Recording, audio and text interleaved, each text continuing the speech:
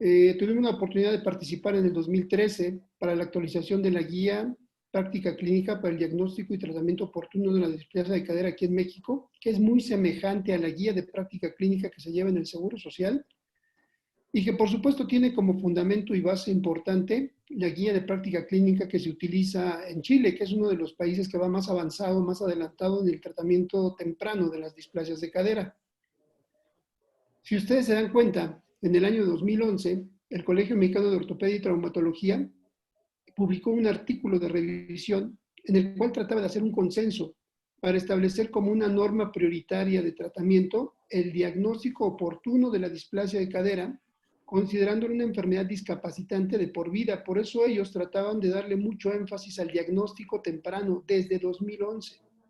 ¿Por qué pongo esta fecha y puntualizo tanto lo de 2011? Porque estamos prácticamente 10 años adelante y todavía seguimos teniendo pacientes con problemas de displasia inveterada no tratados. Todos sabemos o todos quisiéramos creer que esta es la ruta ideal, ¿no? Que todos vamos a tener pacientes de estas características, que vamos a tener un niño que tiene antecedentes familiares, que tiene antecedente de ser un paciente pélvico, que tiene antecedente de ser una niña, que tiene antecedente clínico de hipomotilidad, que tiene antecedentes clínicos para sospechar que a la exploración física encontramos datos de inestabilidad de cadera, que podemos tener la oportunidad de tener una radiografía dentro de las primeras 4 semanas o idealmente un ultrasonido y a lo mejor establecer el diagnóstico de displasia y poder establecer un tratamiento oportuno. Pero desafortunadamente seguimos recibiendo pacientes de estas características. Pacientes que tienen caderas luxadas, que ya sobrepasan la etapa de marcha de los 18 meses, que ya tienen 2, 3, 4 años, algunos hasta 7 años. Hace unas semanas, en otra charla, mostraba yo casos de chicas de 12, 13 años que presentan las caderas luxadas, que nunca se les dio tratamiento y que se tuvieron que hacer cirugías de salvamento. Desafortunadamente seguimos recibiendo ese tipo de pacientes. ¿Y por qué es tan importante el conocimiento adecuado de la displasia de cadera? Porque en nuestro país y seguramente en muchos lugares de América Latina aún existe un retraso importante en el diagnóstico temprano de esta patología. Y este retraso en el diagnóstico temprano nos lleva a un retraso en el tratamiento y por supuesto secuelas graves a corto o mediano plazo. Desafortunadamente, si ustedes se dan cuenta en esta imagen, hay caderas que evidentemente tienen problema y hay otras que pasan desapercibidas con esas displasias acetabulares persistentes y al paso del tiempo nos van a generar problemas severos. Voy a mostrarles un poquito de dónde se originó la experiencia que nosotros adquirimos para la aplicación de estos tratamientos en la población. El doctor Olin, que fue mi maestro, se encuentra en la parte central. Desde el año del 97 nos enseñó mucho, más o menos, un flujograma de tratamiento. En general, se aceptaba que se podían agrupar por edades y por tipos de tratamiento. Vamos a hablar un poquito sobre cómo fue que los agrupamos por edades, porque de ahí se va a partir la charla que vamos a hablar hoy. En general se acepta que todo paciente menor de 6 meses con diagnóstico de displasia de cadera, de cualquier tipo, una cadera luxada, una cadera subluxada, una cadera con displasia acetabular pura, una cadera inestable, todos ellos deben de ser tratados con arnés de Pauli. Si nosotros colocamos un arnés de manera adecuada, si nosotros le explicamos a la familia y les mostramos cómo lo deben de utilizar, y si ellos llevan las indicaciones al pie de la letra, tenemos la posibilidad de tener hasta un 95% de éxito en nuestro tratamiento solamente con el arnés. Sin embargo, hay ocasiones en las cuales, aún en estos grupos de edad pequeños, el tratamiento falla. Yo les insisto mucho a los muchachos y a los familiares también, que cuando el arnés dentro de los primeros 6 meses de vida está fallando, es porque hay un mal manejo del mismo. Es común en nosotros, cuando llega el paciente a la consulta, tenemos el pequeño de algunos meses de vida con la displasia de cadera, se les explica a los papás, que son los que lo llevan a la consulta, los papás entienden, se concientizan y aceptan el tratamiento, y sin embargo llegan a su revisión dentro de las primeras 3 semanas posteriores y el arnés no ha funcionado. ¿Cuál es la causa de esa falla? Frecuentemente el cuidador principal. Es muy común que a la consulta llegan los papás, pero el cuidador principal no son los papás, porque esta sociedad que tenemos actualmente nos hace trabajar a ambos y entonces el cuidador principal no terminan siendo ellos. Es una tía, es una hermana, es una abuelita que no fue a la consulta. Entonces hay que tener mucho cuidado en esto, porque muchas veces Si nosotros no tenemos atención en ello, creemos que el arnés no está funcionando, simplemente no está funcionando la forma de manejo en la familia. Ahora, dentro de este mismo grupo, si tenemos un paciente por arriba de los 6 meses, todavía, y seguramente ustedes también, han tenido pacientes que se les puede colocar el arnés. Aquí en México utilizamos un arnés de correas de cuero con zapatos montados, que es un poco más fuerte, más rígido, y por supuesto nos da una buena reducción. Sin embargo, en términos generales se acepta que el arnés se tiene que utilizar antes de los 6 meses. Después de los 6 meses ya no es tan factible su uso, y entonces podemos proceder a una reducción cerrada de cadera. Esta reducción cerrada de cadera puede seguirse acompañando de una miotomía de aductores, habitualmente de aductor mediano, y puede o no requerir una tenotomía del psoas ilíaco. Está inmovilizado por 3 meses y posteriormente se hace un cambio de yeso y se puede utilizar un aparato nocturno para mantener la cadera estable y favorecer el desarrollo del acetábulo. El segundo grupo son los pacientes que tienen de 12 a 24 meses y que no han recibido ningún tipo de tratamiento y que ya están en etapa de marcha. Creo que para todos es aceptado que este tipo de pacientes son candidatos a una reducción abierta. También son candidatos a reducción abierta todos aquellos pacientes menores de 12 meses que, a pesar de un manejo adecuado con el arnés, que a pesar de que a lo mejor falló el arnés, se hizo una reducción cerrada, la cadera terminó luxándose nuevamente, entonces ellos son candidatos a una reducción abierta, habitualmente con una miotomía de aductores y psoas. Y aquí podemos empezar a caer en controversias. Si nosotros buscamos la literatura de manera general, esta población de pacientes se les recomienda hacer reducciones abiertas y acetabuloplastías, habitualmente un Salter. Después de la inmovilización de 3 meses, se da un seguimiento posoperatorio. En el grupo de 18 a 36 meses, de manera general, se acepta que estos pacientes deben de ser sometidos a una reducción abierta y una acetabuloplastía. Algunos autores aceptan que se puede hacer una osteotomía femoral asociada. Nosotros en nuestra escuela, ¿qué es lo que procuramos hacer? Yo me formé, como les decía, en el Instituto Nacional de Ortopedia. El doctor Juan Rosas Barrera fue uno de mis maestros y él nos decía que la cabeza femoral moldea el acetábulo. Está perfectamente descrito que si yo reduzco una cabeza femoral correctamente y el fémur tiene una orientación correcta, tiene la capacidad de remodelarme un acetábulo en un paciente por debajo de los 3 meses, de los 3 años. Si yo reduzco la cadera, pero no doy una buena orientación femoral, ese acetábulo va a desarrollar una displasia acetabular persistente y entonces vamos a requerir un procedimiento adicional de una acetabuloplastía. De ahí que nosotros recomendamos que si tenemos una anteversión femoral anormal o una deformidad en valgo anormal, el paciente es candidato a una reducción abierta y además de todo una osteotomía femoral. Otro grupo son las caderas complicadas y las caderas ya tratadas. Pero esto sería motivo de una charla en particular, que no nos vamos a meter. Y entonces nos vamos a enfocar este grupo de pacientes. Los pacientes mayores de 36 meses, de 3 años, y que no han recibido ningún tratamiento quirúrgico. Les comentaba yo que empezamos más o menos en 2006, 2008 con este trabajo, de manera ya más metódica, metodológica, a partir del 2008. Les quiero mencionar que yo antes de hacer acetabuloplastías tipo DEGA, me adiestré en hacer acetabuloplastías tipo Pemberton y nos fue muy bien con el Pemberton. Sin embargo, en este grupo de pacientes existía una pequeña diferencia. Tenemos pacientes, o ya está bien demostrado, que con los programas actuales de detección y tratamiento oportuno, los tratamientos tardíos han disminuido en los pacientes en los países desarrollados. Sin embargo, aún sigue habiendo pacientes con caderas luxadas sin tratamientos previos, en los cuales no hay una guía establecida para el tratamiento. De ahí que nos pudimos hacer una búsqueda. Y en un trabajo que desarrolló el doctor Redón, en relación a las complicaciones del tratamiento de la displasia, él nos decía que las dos principales causas de complicaciones son la reluxación y la necrosis de la cabeza femoral. Entonces, en estos pacientes que tienen caderas tan complicadas, que son caderas luxadas, sumamente asentidas, que presentan displasia femoral y displasia acetabular, tenemos que buscar tratamientos encaminados a disminuir estas dos complicaciones. Primero, una técnica quirúrgica que nos ayude a disminuir las reluxaciones y que al mismo tiempo nos evite el desarrollo de necrosis avascular de la cabeza femoral. Así pues, empezamos a estudiar y averiguar qué era lo que teníamos que hacer con nuestro grupo de pacientes, y en muchos estudios hablaba de los acortamientos femorales. Me gusta este artículo porque es muy práctico y habla un poquito en relación a lo que nosotros hacemos. Hicieron un estudio comparativo de 29 caderas, 16 caderas se les hizo reducción abierta solamente y una acetabuloplastía Salter, y en las otras 13 caderas se hizo reducción abierta y un acortamiento femoral.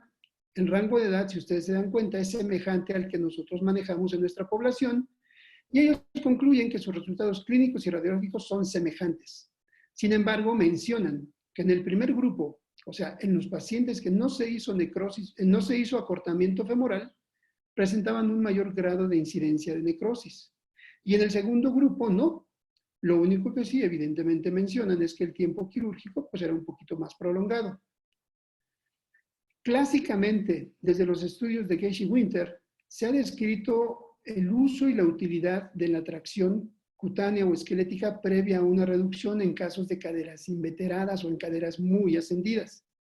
Así pues, nos dimos a la tarea de averiguar. Este es otro estudio de los mismos autores que hacen comparación entre dos grupos, 12 caderas a las cuales se les colocó una tracción previa que oscilaba entre 7 y 21 días dependiendo del grado de ascenso de la cadera, y 16 caderas a las cuales no se les colocó tracción previa, ¿sí? El grupo de edad oscilaba de manera semejante y las conclusiones de ellos dicen que 92% del grupo 1 tuvieron resultados satisfactorios y que el 100% de las caderas del grupo 2 tuvieron resultados satisfactorios. Entonces, ¿vale la pena hacer una tracción previa o no vale la pena hacer una tracción previa? Bueno, ellos concluyen que es exactamente lo mismo colocar una tracción previa o no hacerlo siempre y cuando se realice un acortamiento femoral. A todos estos pacientes se les realizó acortamiento femoral y los resultados son semejantes. Entonces, pues, si tenemos una cadera luxada, una cadera ascendida, en el cual los tejidos blandos están contracturados y nos están traccionando una cadera hacia arriba y en posición de valgo, los tejidos blandos los podemos liberar. Sin embargo, ese ascenso tan importante de la cadera no podemos descenderlo de manera abrupta sin el riesgo de generar una necrosis avascular y sin el riesgo de que con la misma acción muscular la cadera se nos reluxe. De tal forma que en estos pacientes está indicado hacer un acortamiento femoral de todas. Aquí podemos caer en controversias. En general, no se habla mucho de la displasia femoral. ¿Qué es la displasia femoral? A lo mejor cuando algunos de ustedes les mencionan displasia femoral, cualquiera de ustedes podría pensar que es un núcleo femoral hipoplásico, como la imagen del lado izquierdo. Sin embargo, al paso del tiempo, al estar revisando y revisando a nuestros pacientes, nosotros observamos que estos pacientes que ya están en etapa de marcha, que después de tener 3 años por lo menos la cadera luxada, esa cabeza femoral está apoyando en la parte posterolateral del ilíaco, el cuello femoral desarrolla una doble deformidad. Efectivamente, la cadera se luxó por un incremento en la anteversión femoral. Sin embargo, ese apoyo anómalo nos desarrolla una deformidad en retroversión entre el cuello y la cabeza femoral, como se los estoy mostrando en la imagen de abajo a la derecha.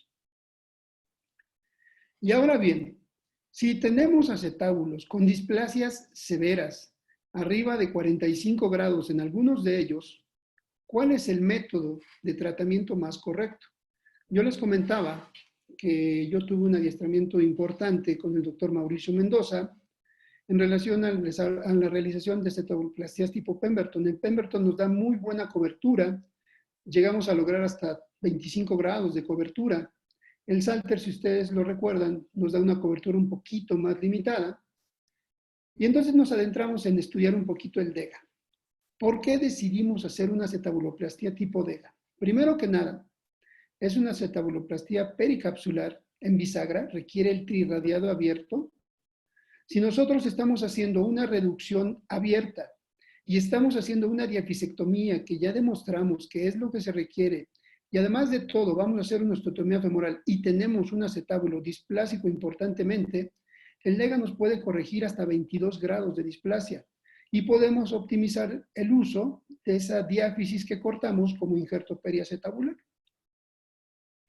Este es otro estudio en donde valoran los resultados de la reducción abierta a la osteotomía femoral y la acetabuloplastia tipo DEGA, y ellos hablan de un 3% de reluxación con resultados clínicos aceptables del 89% y radiográficos del 72%, considerando que es un tratamiento seguro y eficiente en los pacientes con caderas luxadas inveteradas altas.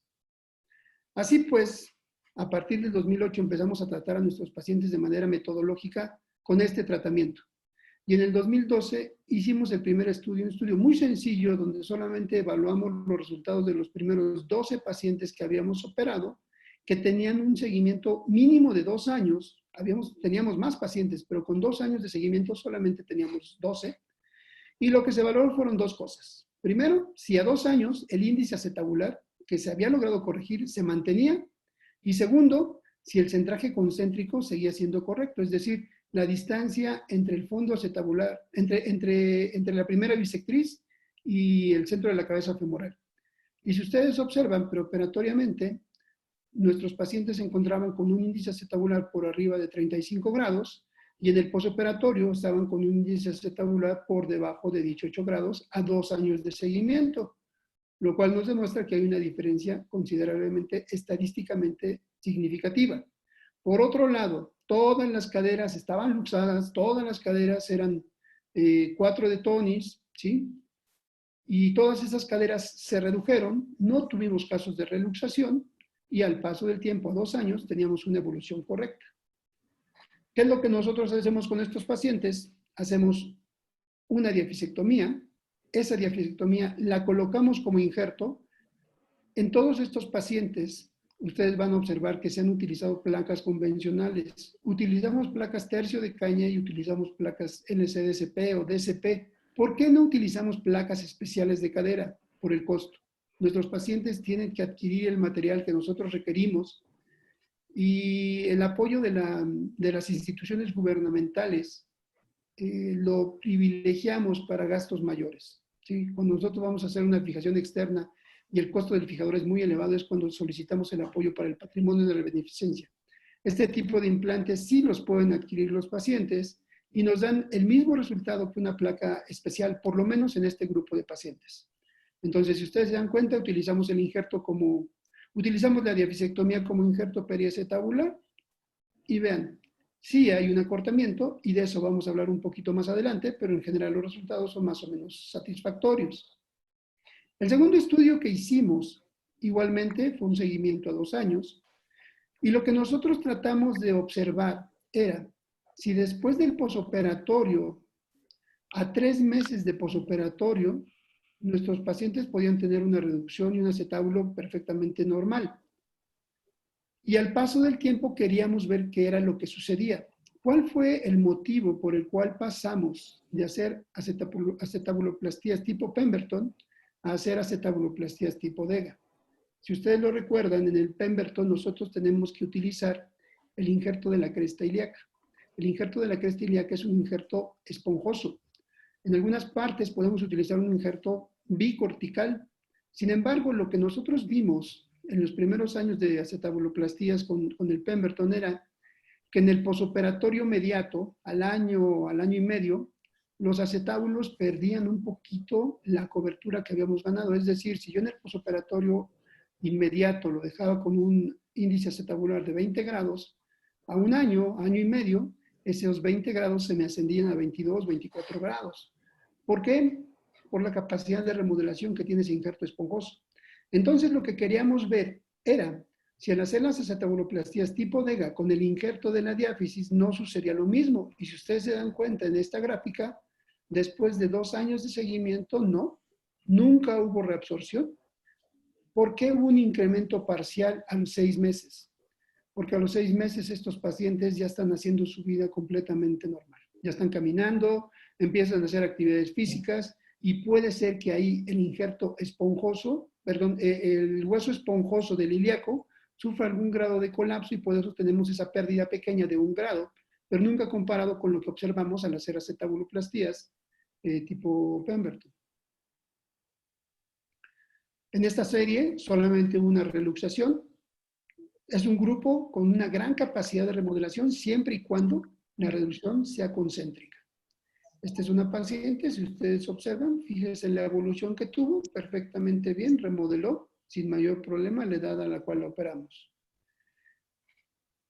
Por ahí alguien nos cuestionó alguna vez y nos dijo, es que las acetabuloplastías periacetabulares como el DEGA y el Pemberton reducen el volumen de la cavidad acetabular. Y entonces nos dimos a la tarea de tratar de averiguar si realmente estas acetabuloplastías reducen la capacidad acetabular. Y bueno, publicamos ya 2 artículos en los cuales uno de ellos mide el volumen de la cavidad. Por ahí se escuchó un toque.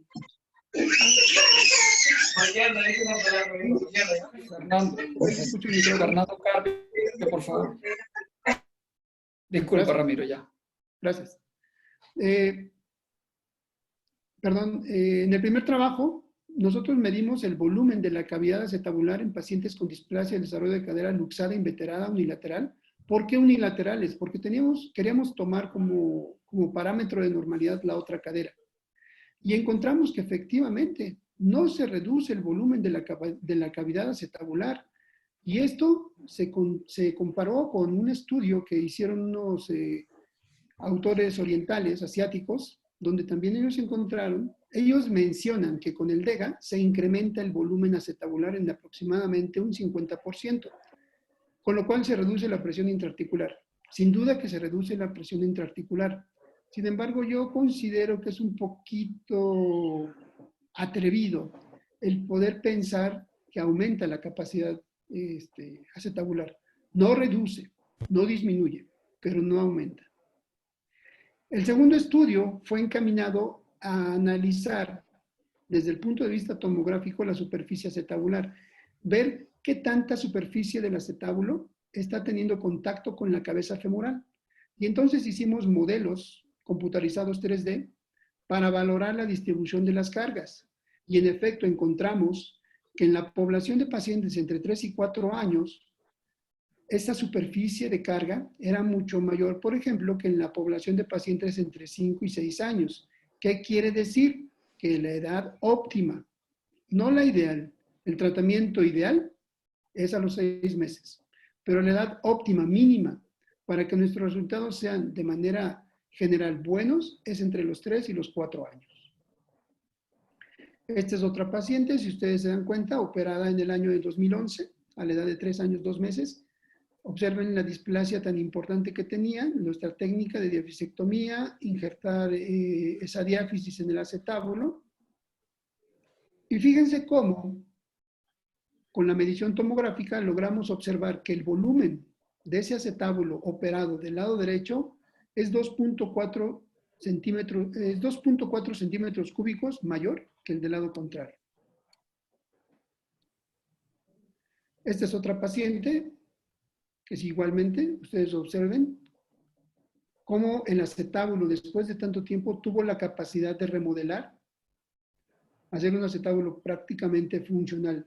No son acetábulos normales, cabe la mención, pero son acetábulos bastante funcionales. Y bueno, hasta ahorita hemos visto imágenes e imágenes e imágenes, y el penúltimo estudio que hemos realizado fue en 2015, en el cual se valoraron las condiciones clínicas de los pacientes. Para estos pacientes, todos los pacientes estaban luxados. En estos pacientes se valoraron los resultados clínicos de acuerdo a la escala de Mackay y Berkeley. Los criterios de Severin se utilizaron y se valoró la clasificación de Ogden y Tonis para la presencia de necrosis avascular de la cabeza femoral. Aquí es bien importante que nosotros tomemos en consideración una cosa. Nosotros tenemos que hacer una diafisectomía.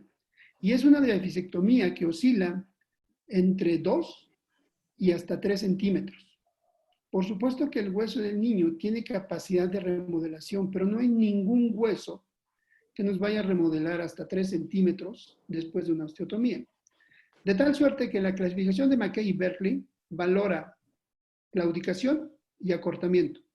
Y si nosotros de entrada vamos a tener un paciente que por el tratamiento que le estamos implementando va a tener una claudicación y un acortamiento, pues un porcentaje importante de nuestros pacientes pues va a tener resultados regulares.